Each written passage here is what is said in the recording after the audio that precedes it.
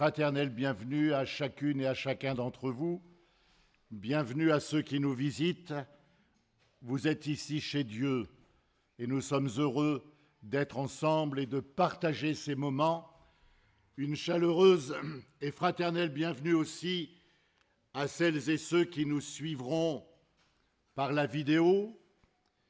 Bienvenue à ceux peut-être qui nous suivront pendant un temps de vacances, qu'ils soient en France ou à l'étranger. Jusqu'à l'étranger, je pense qu'on peut entendre parler de Jésus. Et bienvenue à ceux qui plus tard, peut-être entendront ou visionneront cette prédication. Cette nuit, il m'est venu une drôle de pensée.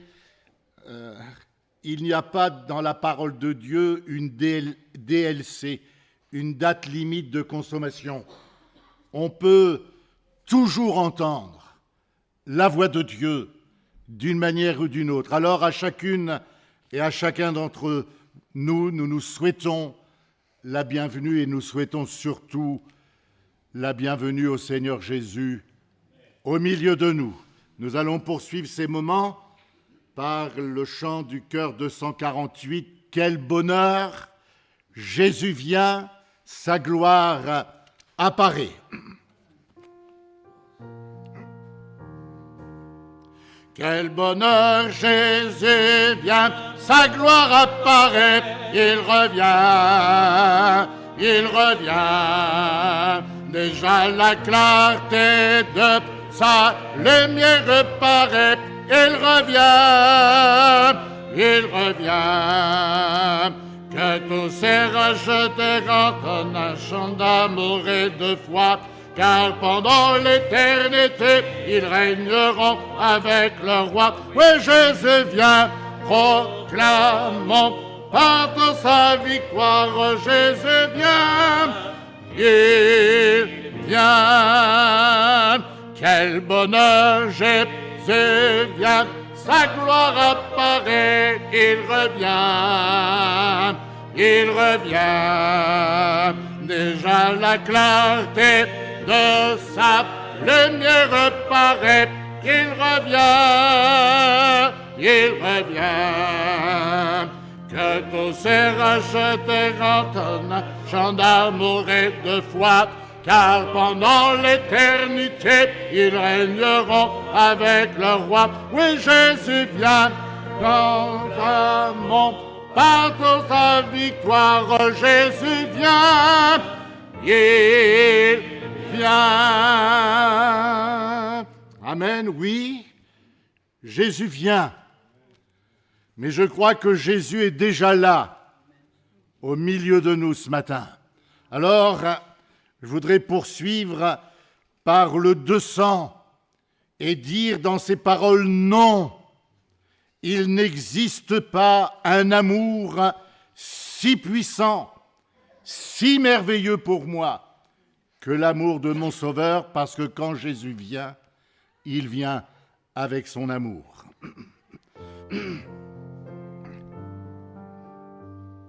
Non, il n'existe pas un amour si puissant, si merveilleux pour moi que l'amour de mon Sauveur.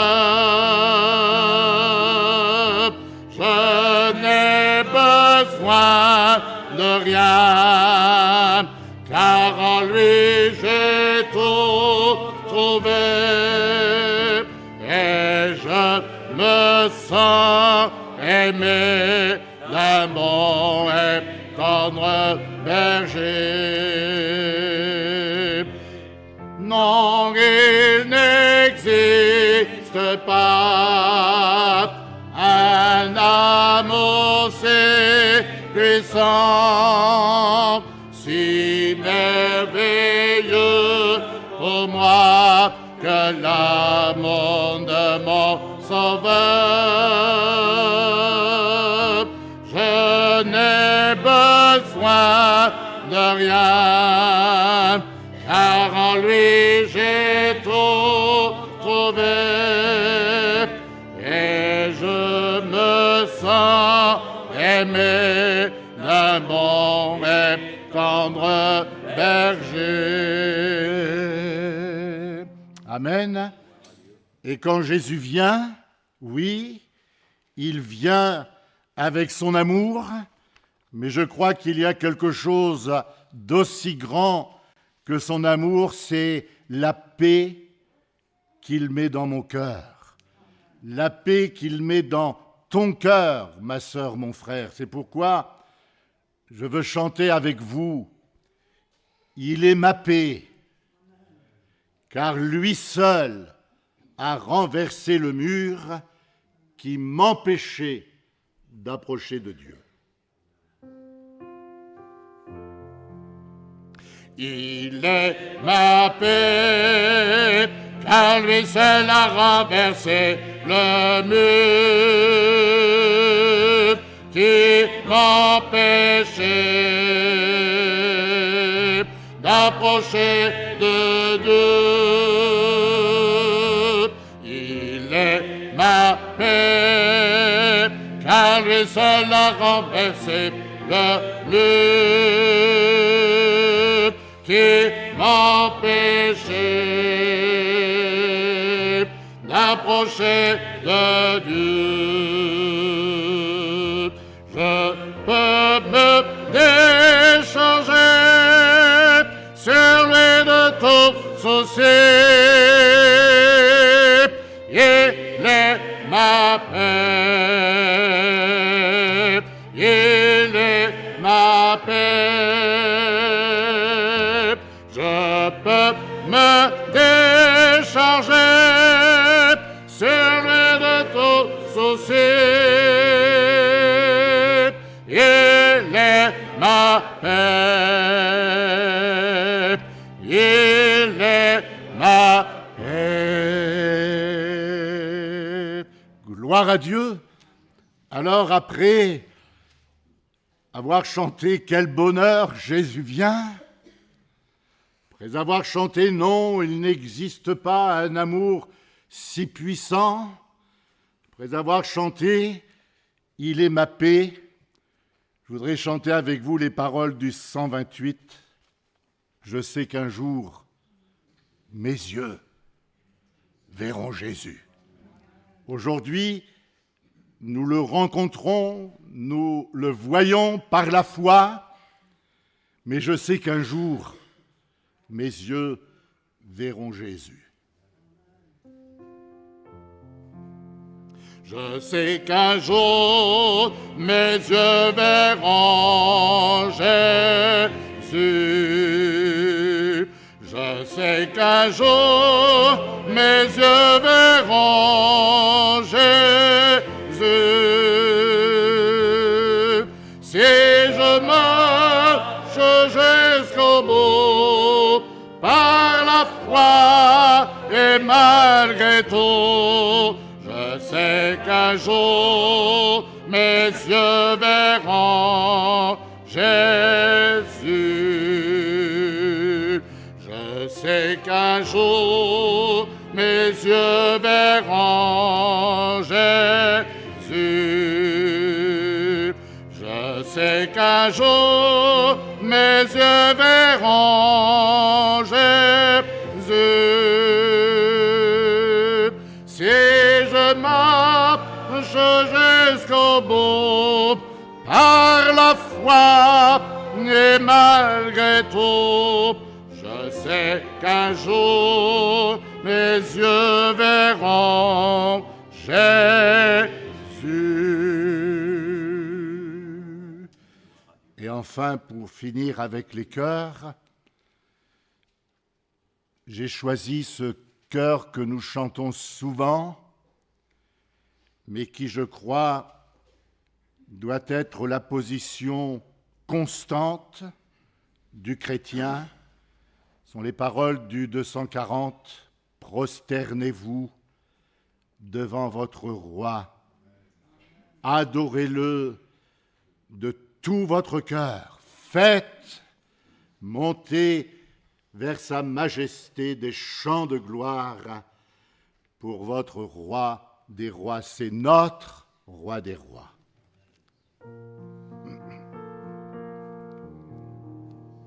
prosternez-vous devant votre roi. Adorez-le de tout votre cœur. Faites monter vers sa majesté des chants de gloire pour votre roi des rois. Amen. J'aimerais changer quelques paroles de ce cantique, parce que chaque fois que je chante ça, j'ai l'impression de vous donner un ordre, alors que ce n'est pas vrai.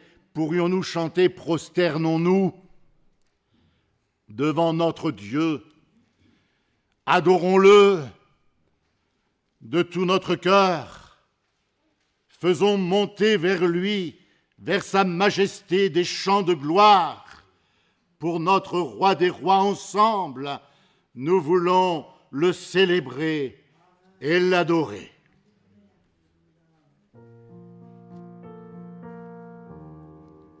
Prosternons-nous devant notre roi. Adorons-le de tout notre cœur. Faisons monter vers sa majesté des chants de gloire pour notre roi des rois. Prosternons-nous devant notre roi. Adorons-le de tout notre cœur. Faisons monter vers sa majesté des chants de gloire pour notre roi des rois. Je pense qu'il y a dans votre cœur le même sentiment qu'il y a dans le mien, une joie profonde de connaître Jésus. Alors peut-être que c'est le fait que les années commencent à peser un tout petit peu sur mes épaules, que je vieillis, mais il y a une question qui me revient pratiquement tous les jours. Comment font ceux qui n'ont pas Jésus avec eux? Je peux tout lui dire. Et même si parfois j'oublie de lui dire, il le voit, il le sait. Oh, quel bonheur d'être ensemble dans la présence de Dieu. Et je vais dire une folie qui n'est peut-être pas une folie, mais si pendant que nous sommes en train de chanter, ou que ce soit pendant le temps de la prédication, que Jésus revienne, quel bonheur d'être ensemble. C'est pourquoi je vous invite à continuer par le cantique 401. Jésus revient, Alléluia, seras-tu prêt quand il viendra?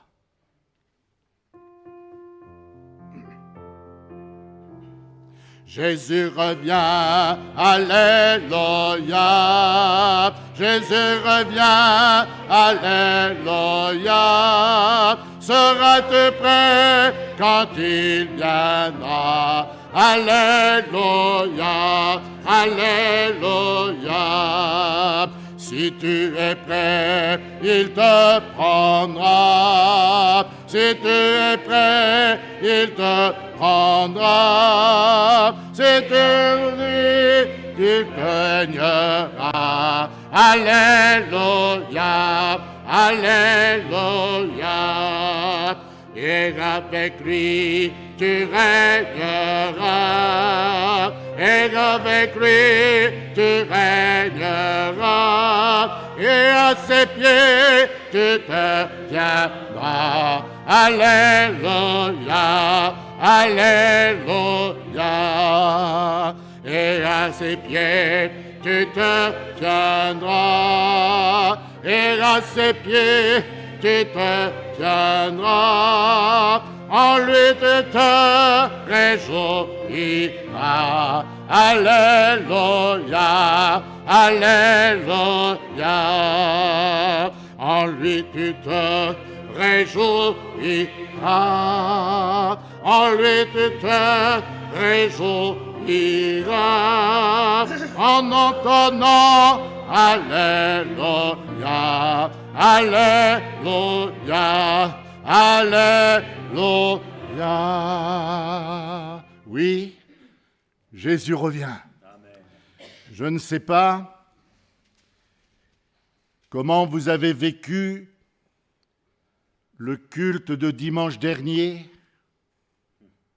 Je ne sais pas ce que vous en avez fait, mais dans ma vie personnelle, j'ai vécu lundi, mardi, mercredi, jeudi, vendredi, samedi et aujourd'hui comme si Jésus revenait. J'ai bien entendu le message. J'ai bien aimé comment le frère a apporté cette prédication qui a marqué mon cœur, qui a certainement marqué le vôtre, mais qui doit nous marquer tous les jours. Marcher et vivre comme si c'était la dernière heure, le dernier jour, être prêt pour son retour. Oui, Jésus revient. Alléluia. Nous allons chanter un cantique que nous connaissons aussi, le 515, qui nous parle de la croix. Et quelle croix sous un ciel ténébreux.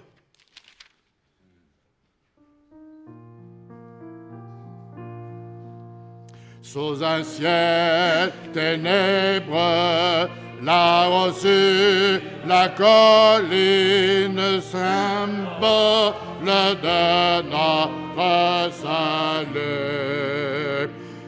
Faite de bois rugueux, une croix se dessine, s'il n'a qu'un Dieu pour nous mourir.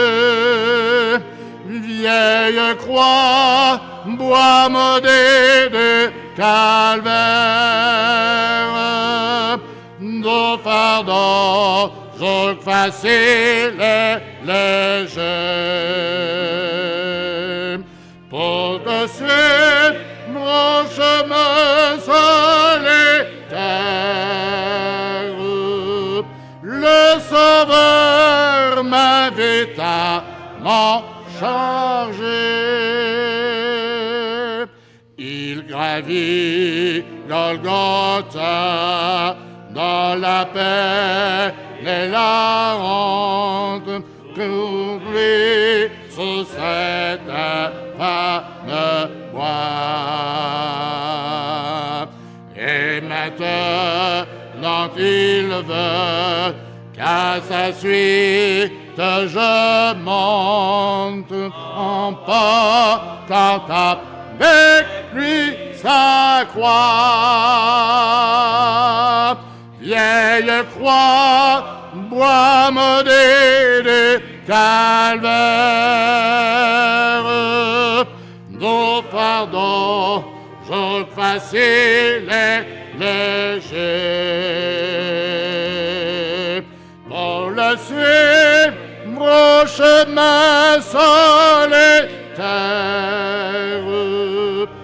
le Sauveur m'invite à m'en charger.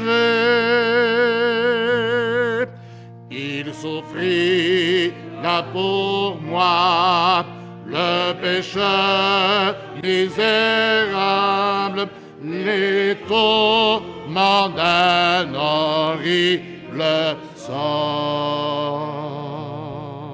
Il mourut, lui le roi, pour l'esclave coupable, et j'ai la vie par sa mort. Vieille croix, bois maudit du calvaire, nos fardeaux, jour facile et léger, pour le suivre au chemin solitaire,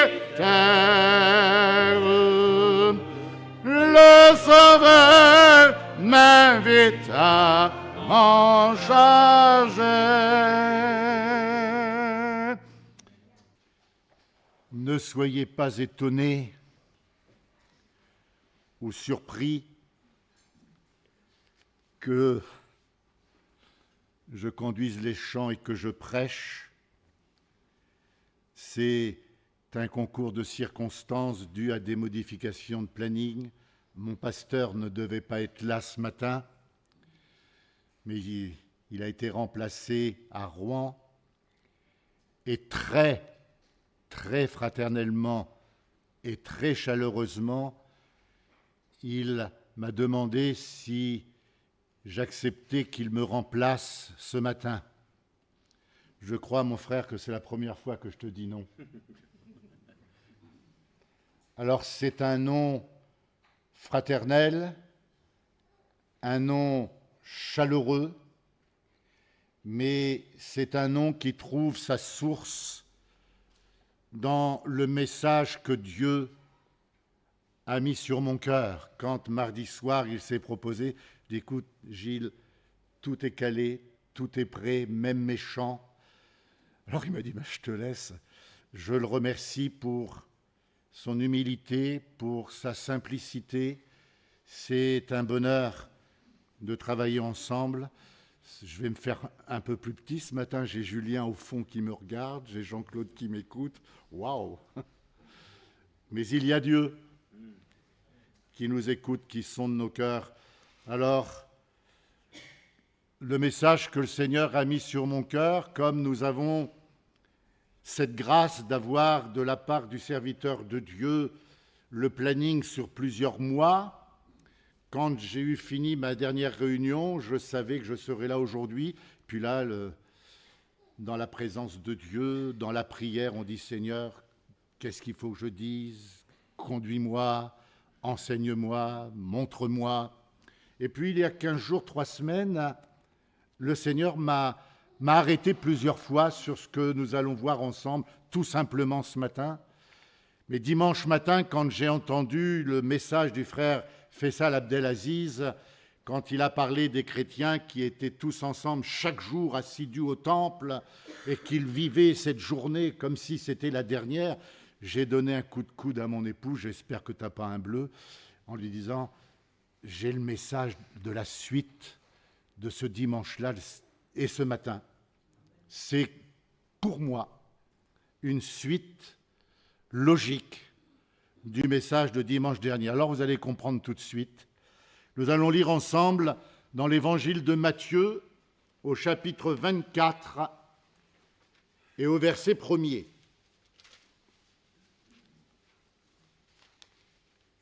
Alors je n'ai rien inventé, tout est écrit dans la parole de Dieu. S'il y a une invention ce matin, reprenez-moi, c'est anti-biblique. Évangile de Matthieu, chapitre 24, verset 1er. Comme Jésus s'en allait, au sortir du temple, ses disciples s'approchèrent pour lui en faire remarquer les constructions. Mais il leur dit, « Voyez-vous tout cela ? Je vous le dis en vérité, il ne restera pas ici pierre sur pierre qui ne soit renversée. » Il s'assit sur la montagne des Oliviers et les disciples vinrent en particulier lui poser cette question. « Dis-nous, quand cela arrivera-t-il ? Et quel sera le signe de ton avènement et de la fin du monde ?» Jésus leur répondit, « Prenez garde que personne ne vous séduise, car plusieurs viendront sous mon nom, disant c'est moi qui suis le Christ, et ils séduiront beaucoup de gens. Vous entendrez parler de guerre et de bruit de guerre, gardez-vous d'être troublés, car il faut que ces choses arrivent, mais ce ne sera pas encore la fin. Une nation s'élèvera contre une nation et un royaume contre un royaume, et il y aura en divers lieux des famines et des tremblements de terre. Tout cela ne sera que le commencement des douleurs. Nous poursuivons au verset 36. Pour ce qui est du jour et de l'heure, personne ne le sait, ni les anges des cieux, ni le Fils, mais le Père seul.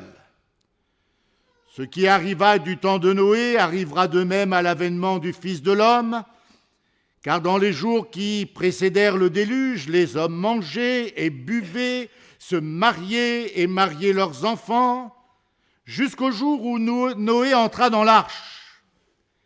Et ils ne se doutèrent de rien, jusqu'à ce que le déluge vienne et les emporte tous. Il en sera de même à l'avènement du Fils de l'homme.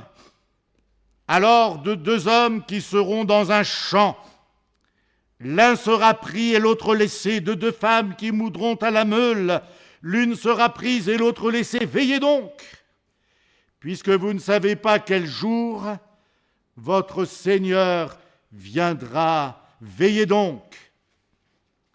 Sachez-le bien, si le maître de la maison savait à quelle veille de la nuit le voleur doit venir, il veillerait et ne laisserait pas percer sa maison. Et une autre lecture pour terminer, mais vous connaissez ces versets aussi, dans l'évangile de Marc, au chapitre 13, Marc chapitre 13, verset 32.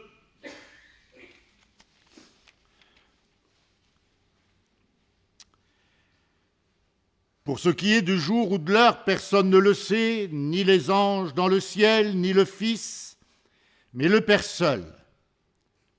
Prenez garde, veillez et priez, car vous ne savez quand ce temps viendra. Il en sera comme d'un homme qui, partant pour un voyage, laisse sa maison, remet l'autorité à ses serviteurs, indique à chacun sa tâche et ordonne au portier de veiller. Veillez donc, car vous ne savez quand viendra le maître de la maison, ou le soir, ou au milieu de la nuit, ou au chant du coq, ou le matin. Craignez qu'il ne vous trouve endormis à son arrivée soudaine. Ce que je vous dis, je le dis à tous, veillez. Le message de ce matin, c'est être toujours prêt, car Jésus revient. Alors, en ce qui concerne le retour de Jésus, je ne sais pas si je dois le dire ainsi ou si je dois le prononcer ainsi, mais pour moi, le retour de Jésus se fera en deux phases, en deux étapes. Je n'ai pas trouvé le terme exact, mais je sais que vous allez me comprendre.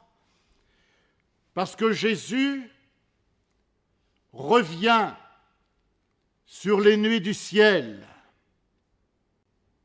L'apôtre Paul dira dans son épître, dans sa première épître, aux Thessaloniciens au chapitre 4, au verset 16, « Car le Seigneur lui-même a un signal donné à la voix d'un archange et au son de la trompette de Dieu, descendra du ciel et les morts en Christ ressusciteront premièrement. Ensuite, nous, les vivants, qui serons restés, nous serons tous ensemble enlevés avec eux sur les nuées à la rencontre du Seigneur dans les airs. Et j'aime ce qui suit, et ainsi, nous serons toujours avec le Seigneur. Et alors, le verset 18 nous dit « Consolez-vous donc les uns les autres par ces paroles. » Et il ajoutera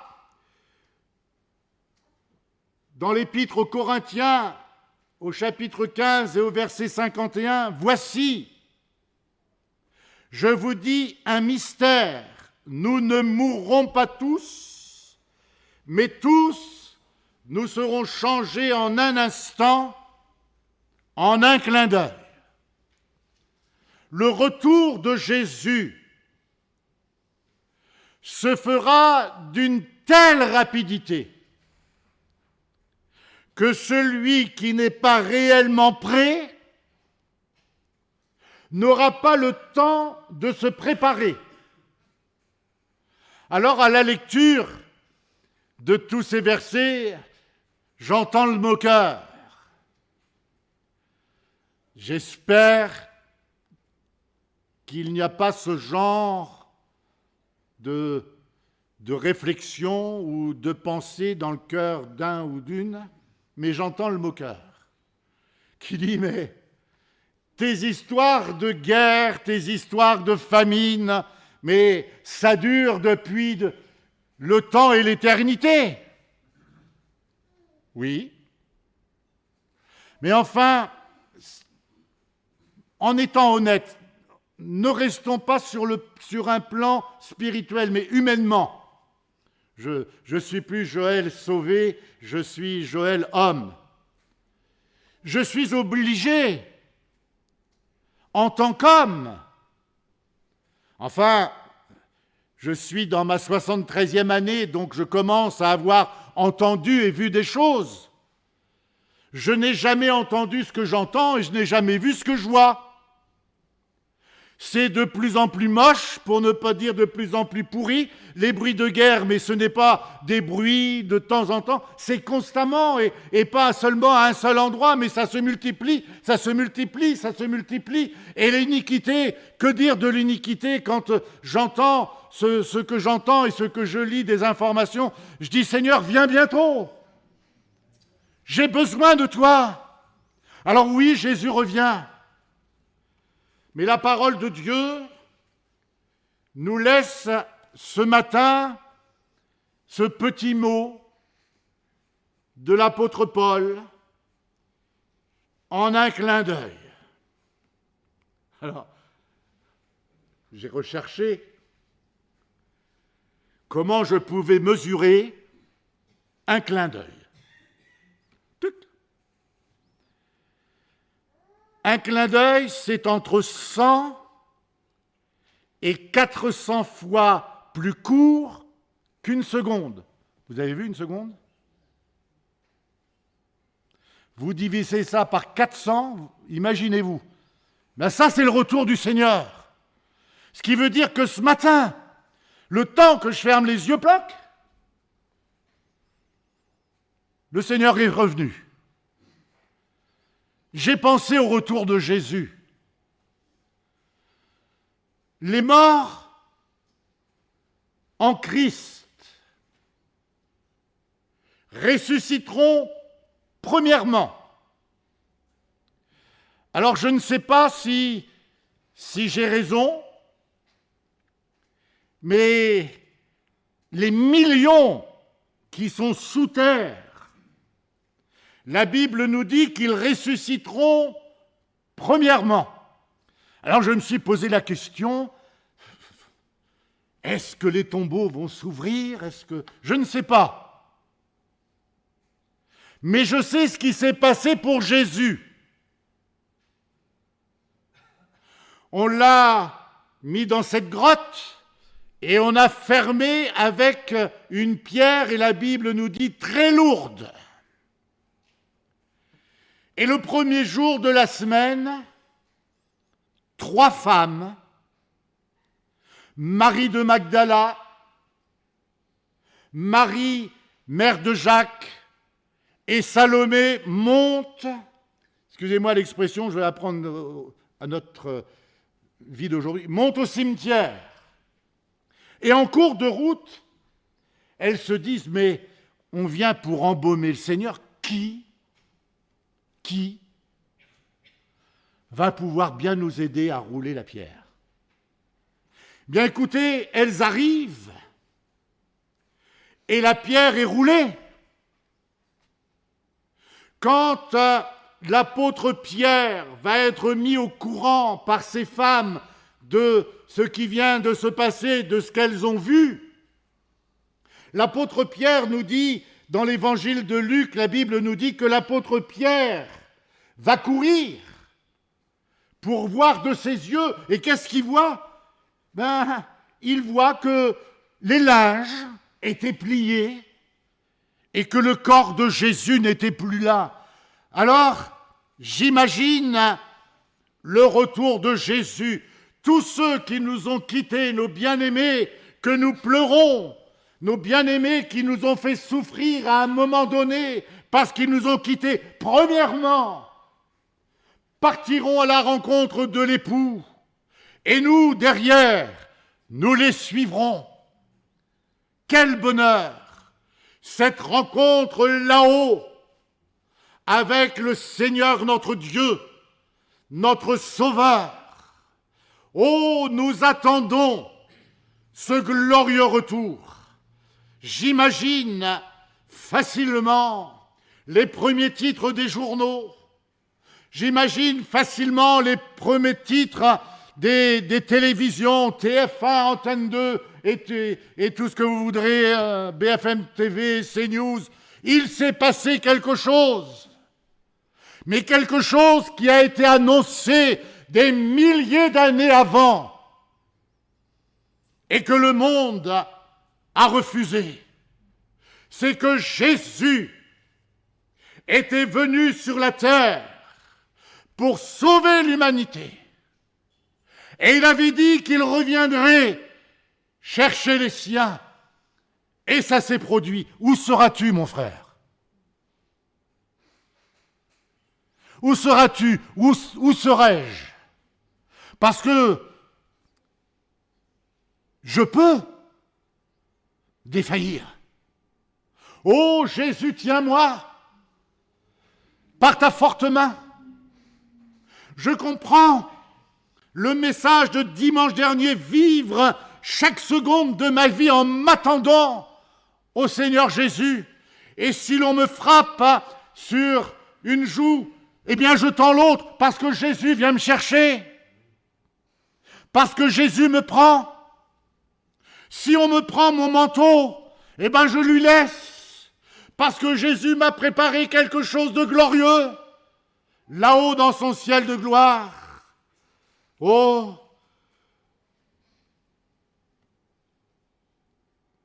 Est-ce qu'on doit se poser la question de l'authenticité ou de la vérité de la parole de Dieu? Quand on la lit, on a l'impression qu'elle vient d'être écrite pour nous. Par exemple,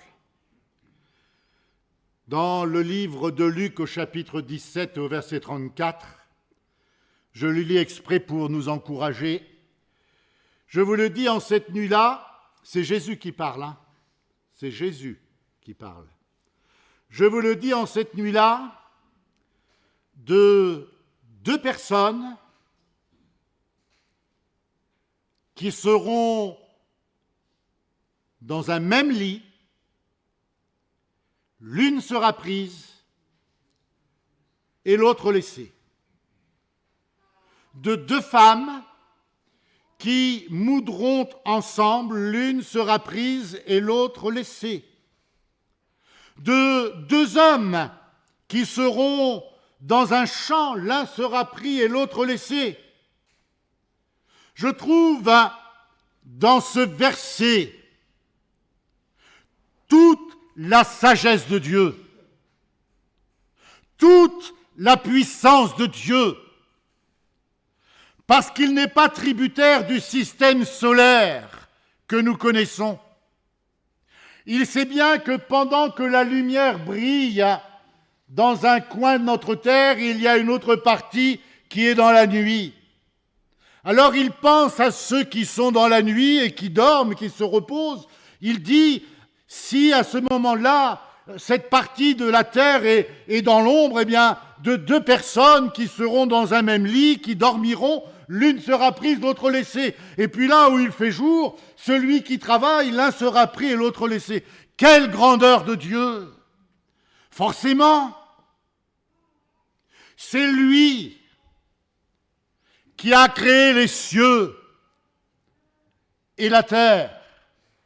Et si j'ai le temps tout à l'heure, je vous laisserai des versets où nous voyons qu'il tient le monde dans ses mains. Imaginez, mon Dieu tient le monde, mais alors il tient davantage ta vie. Il tient ton corps, il tient ton âme, il tient ton cœur dans sa main. Non, tu n'es pas loin de lui. Il te tient au creux de sa main. Je t'en supplie, cherche-le. Cherche-le de tout ton cœur, de toute ton âme, parce que Jésus revient. Je ne peux pas imaginer, parce que c'est inimaginable, la grandeur de Dieu, la puissance de Dieu. Il va aller chercher dans les entrailles de la terre ceux qui sont morts en Christ, tous ceux qui sont morts en Christ. Il y en a des millions. Qui peut faire cela ? Si ce n'est notre Dieu, il va enlever tous ceux qui sont encore vivants. Il va les prendre avec lui. Qui peut faire cela si c'est notre Dieu ? Frère, ma sœur, si tu n'es pas prêt,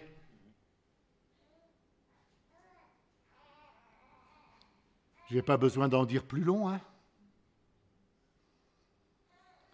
Je pense à la personne qui était en train de dormir, elle se réveille. Où c'est que t'es ? Je pense à ces femmes qui sont en train de travailler autour de la meule. D'un seul coup, il y en a une qui est partie. Celui qui est dans... il est parti. Qui peut faire cela, si ce n'est Dieu ? Mon frère, sois prêt pour le retour de Jésus. Et puis, il y a dans ce retour ce que, bien improprement peut-être, je dis une deuxième phase. Est-ce qu'elle sera simultanée ? Est-ce qu'il y aura un temps entre les deux ? Bibliquement, je n'ai pas trouvé. Si mon frère a une réponse plus précise que la mienne, eh bien, il nous le dira. Le Seigneur va poser ses pieds sur le mont des Oliviers. Alors, combien de temps s'est-il passé entre l'enlèvement des chrétiens et le fait qu'il pose ses pieds sur le mont des Oliviers? Je ne l'ai pas trouvé précisément, donc je ne dirai rien. Ce que je sais, c'est qu'à partir du moment où Christ vient, enlève l'Église, il vient pour établir un règne de paix pendant 1000 ans. Le prophète Zacharie nous dit au chapitre 14 et au verset 1er, « Voici, le jour de l'Éternel arrive. Je rassemblerai toutes les nations, écoutez bien, pour qu'elles attaquent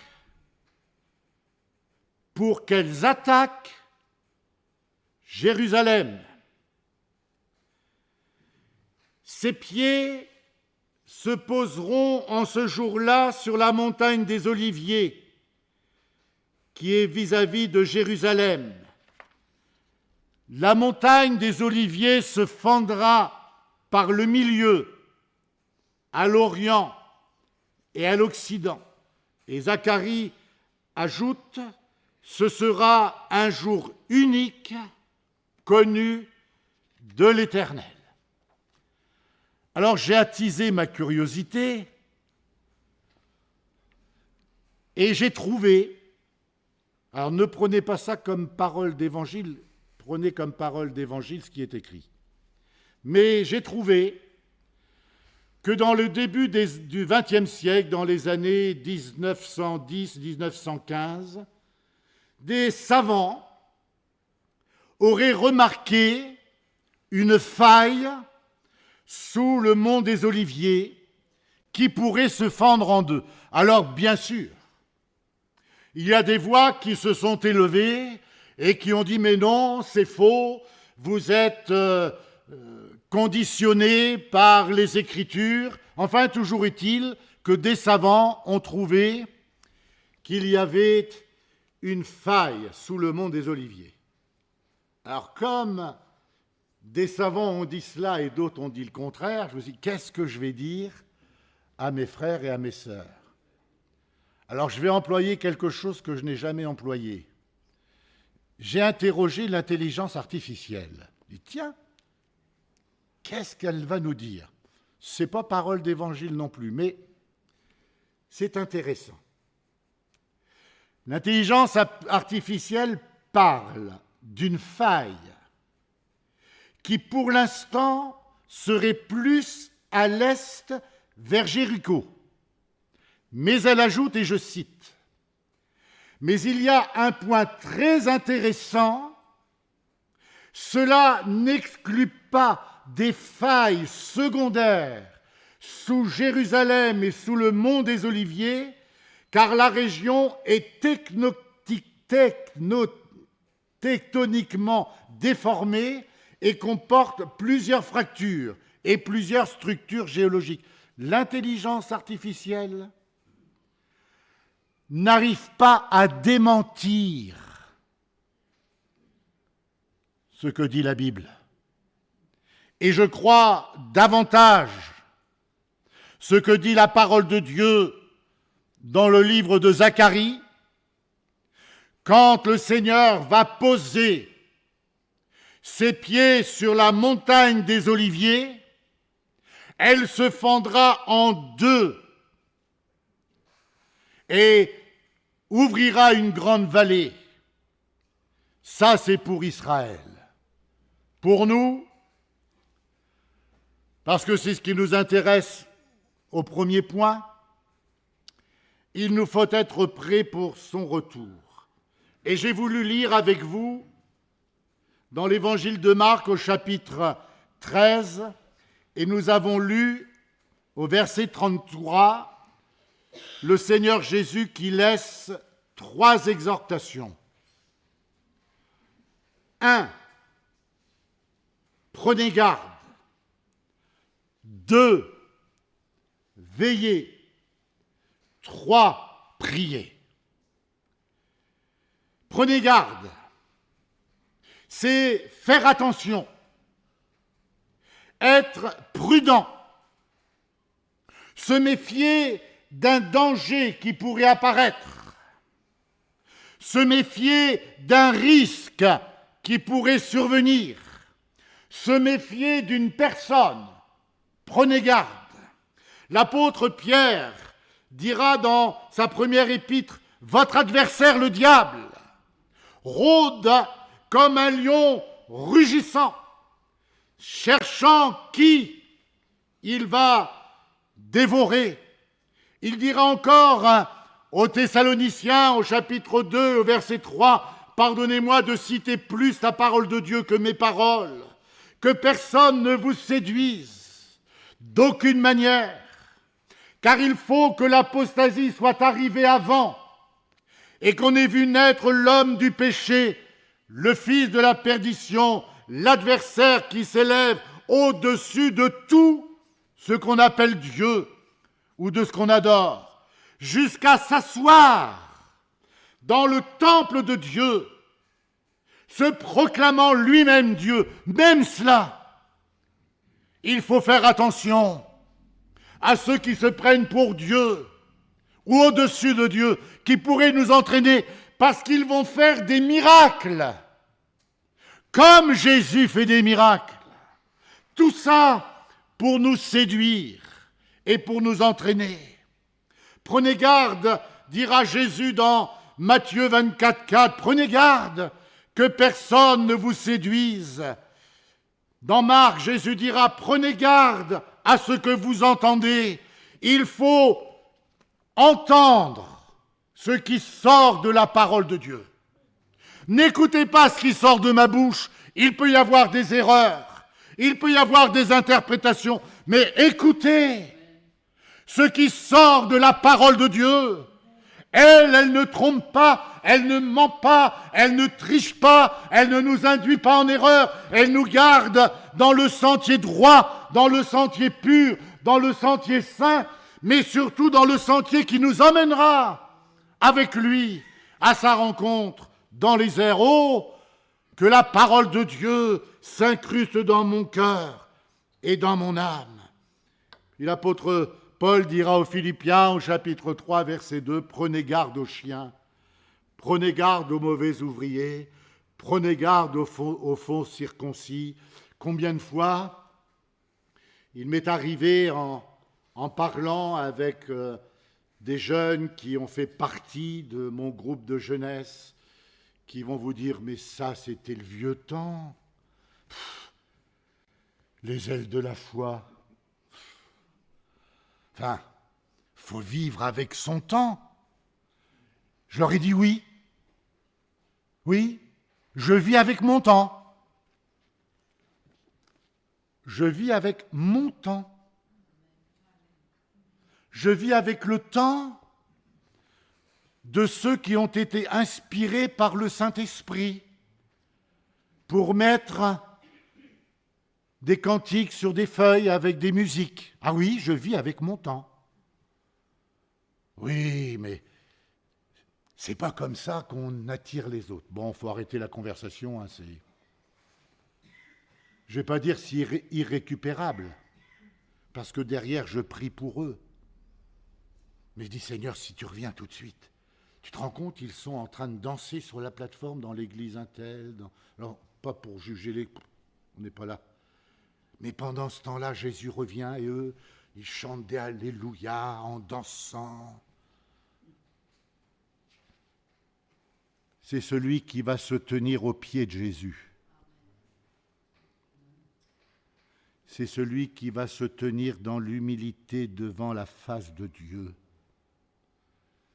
qui va être enlevé. Prenez garde que ce jour ne nous surprenne. Puis, il est dit veillez. Alors, j'ai rien inventé.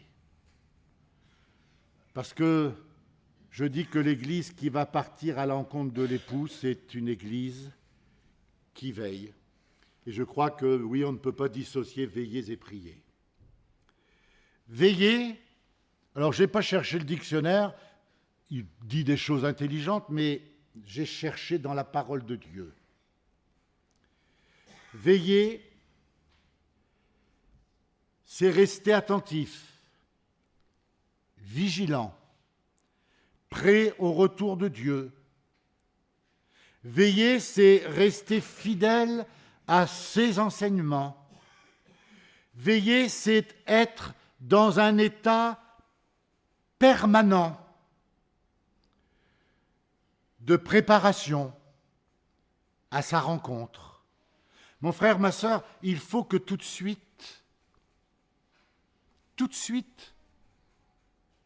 pendant que nous parlons ensemble de Jésus,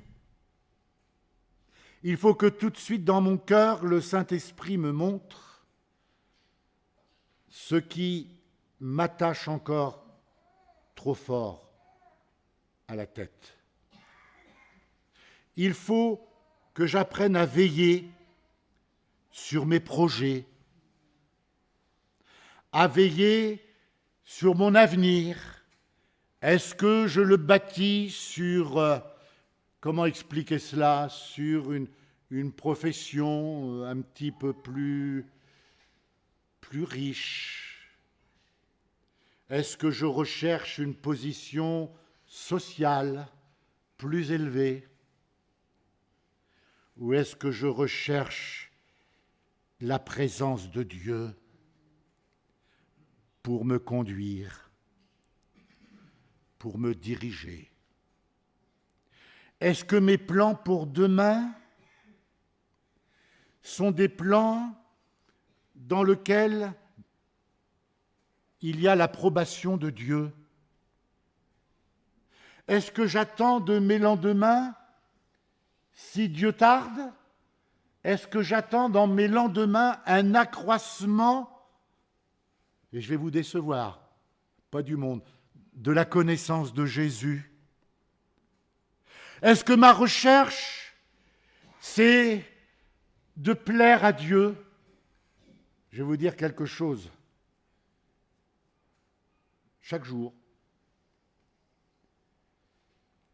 j'essaie de plaire à celle que Dieu a mise à mon côté. Mais pour Jésus, ce doit être multiplié à l'infini. Ma belle voiture, mon bel appartement, ma belle maison, ça va rester. Une chose reste et va demeurer éternellement. C'est la puissance de Jésus. C'est pourquoi la Bible dit « veillez ».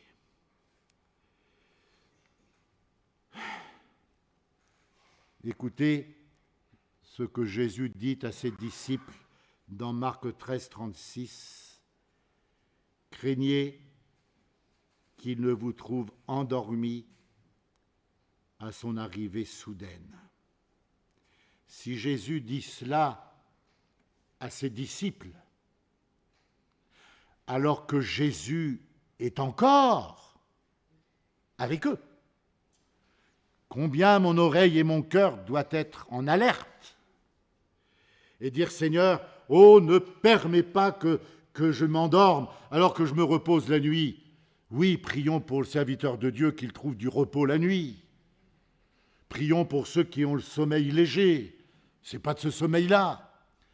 Bien sûr, les questions du sommeil spirituel. Est-ce que mon frère, ma sœur, ou ma sœur, mon frère, c'est plus poli, je crois, de dire ma sœur, mon frère. Ma sœur, mon frère, est-ce que depuis le jour où tu as rencontré Jésus, ta seule volonté, c'est de lui plaire de plus en plus, de mieux en mieux? Ce que tu es capable de faire pour ton épouse, ce que tu es capable de faire pour ton épouse, transporte-le dans le domaine spirituel. Est-ce que mon Dieu est l'objet de mes soins quotidiens, attentifs et permanents? Veillez. Parce qu'on va essayer de nous raconter, mais regardez, moi je ne vais pas à toutes les réunions, mais le Seigneur me bénit quand même. J'y vais une fois de temps en temps le dimanche matin, mais l'amour de Dieu, oui, l'amour de Dieu. Est-ce que tu es prêt? Honnêtement, je frappe sur le bureau, on part. Pars-tu? Partons-nous. Vous imaginez, je vais loin, mais pardonnez-moi, le Seigneur revient dimanche matin pendant le culte. Je me retrouve tout seul d'un seul coup. Tous les autres sont partis et je suis resté.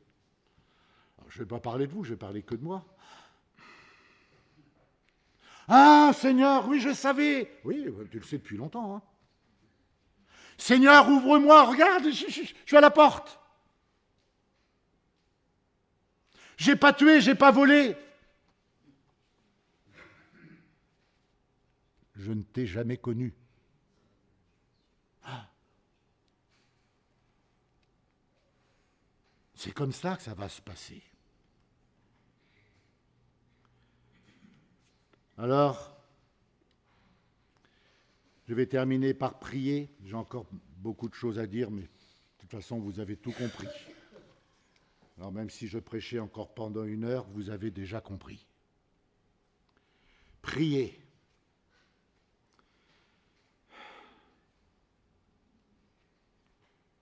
Nous ne prions pas assez. Je ne prie pas assez.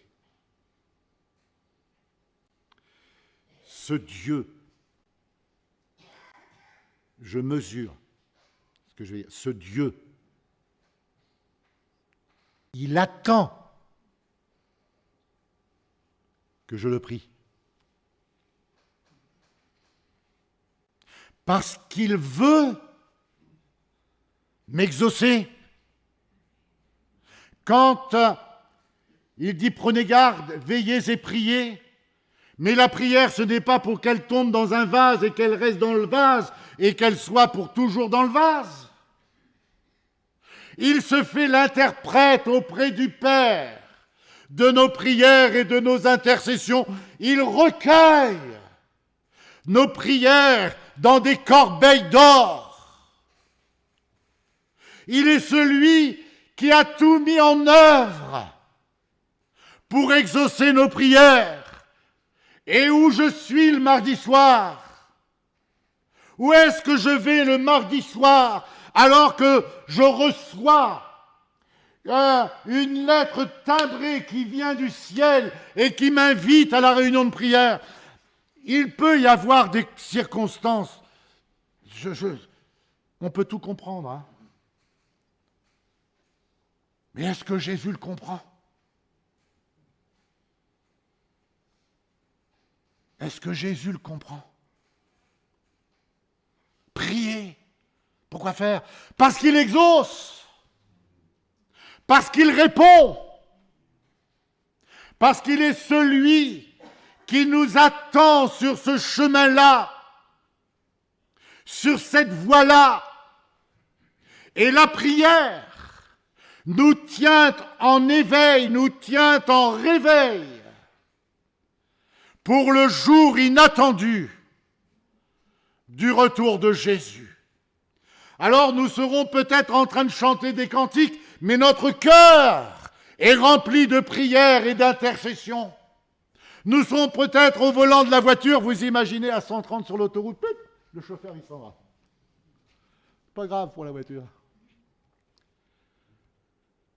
Jésus me dit ce matin, prends garde, veille et prie. Quel bonheur de connaître Jésus. Je regarde l'heure, tant pis, je vais à ce que je vous ai dit tout à l'heure pour conclure. J'aimerais nous laisser quelques versets pour nous fortifier. Il y en a un que je peux écouter. Après Jésus, je peux écouter Job. Job dira au chapitre 12 et au verset 10, « Il tient dans sa main l'âme de tout ce qui vit, le souffle de toute chair d'homme. Il tient dans sa main ton âme et le souffle de ta vie. Je ne suis pas un étranger. Le perdu dehors n'est pas un étranger. Il peut devenir citoyen des cieux. Parce qu'il tient dans sa main l'âme de tout ce qui vit et le souffle de toute chair d'homme. Le psalmiste au psaume 95, verset 4, dira « Il tient dans sa main les profondeurs de la terre et les sommets des montagnes sont à lui. Il tient dans sa main le monde entier. » L'Ecclésiaste dira au chapitre 9, au verset 1er, « J'ai vu que les justes, et les sages, et leurs travaux sont dans la main de Dieu. Tout ce que tu fais pour Dieu, c'est dans sa main. » Est-ce que, Seigneur, dans ta main, tu peux voir quelque chose que j'ai fait, que je fais et que je vais continuer de faire pour toi?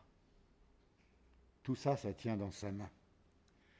Puis je termine par ce verset d'Ésaïe que vous connaissez. Alors tous ces versets me dépassent, ils sont au-dessus de ce que je peux comprendre, réaliser, je peux essayer. Ésaïe dira au chapitre 40, au verset 12, « Qui a mesuré les eaux dans le creux de sa main? Qui a pris la dimension des cieux avec la paume? Seigneur, je m'incline devant ta grandeur, devant ta puissance. Elle me dépasse, mais je crois que tu es ce Dieu-là. Aide-moi à te connaître davantage. Aide-moi à te chercher plus. Aide-moi à prendre garde, à veiller et à prier jusqu'à ton retour. Amen. Seigneur, merci de parler à mon cœur. Donne-moi un cœur docile. Donne-moi un cœur qui t'écoute. Et donne-moi un cœur qui met ta parole en exécution.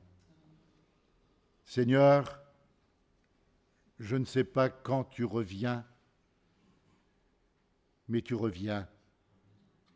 Donne-moi de faire attention là où je vais, de faire attention à ce que je pense, à ce que je dis. Donne-moi de veiller, de prier.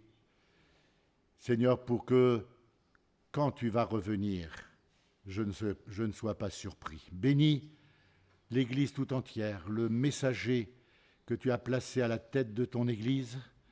Seigneur, que pour tout cela, nous soyons vigilants pour la seule gloire de ton nom. Amen. Amen.